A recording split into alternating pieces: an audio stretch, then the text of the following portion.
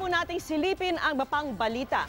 Sa Ocampo, Camarines Sur, patay ang 4 na sakay ng isang tricycle na sumalpok sa isang pampasaherong bus.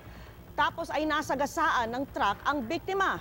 Kabilang po sa mga biktima ang isang batang babae. Ayon sa pulisya, nag-overtake ang tricycle sa sinusundan nitong truck. Tiyempo namang paparating noon ang bus na sumalpok sa tricycle. Tumilapon ang mga sakay ng tricycle sa nasagasaan ng truck. Nasa kustudiya na ng mga otoridad ang mga driver ng bus at truck. Huli sa CCTV ang pandurukot ng isang babae sa pitaka ng isa pang babae sa San Jose, Batangas. Sa kuha ng CCTV, makikita ang biktima habang bumibili sa isang tindahan.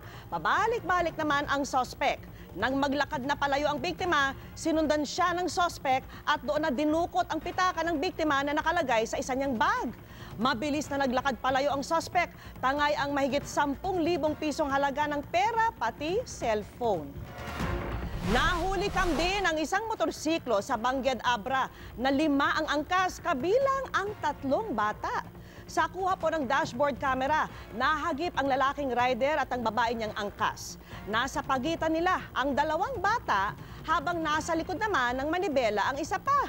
Bukod sa delikado, ipinagbabawal din po ang ganyang pagmomotorsiklo.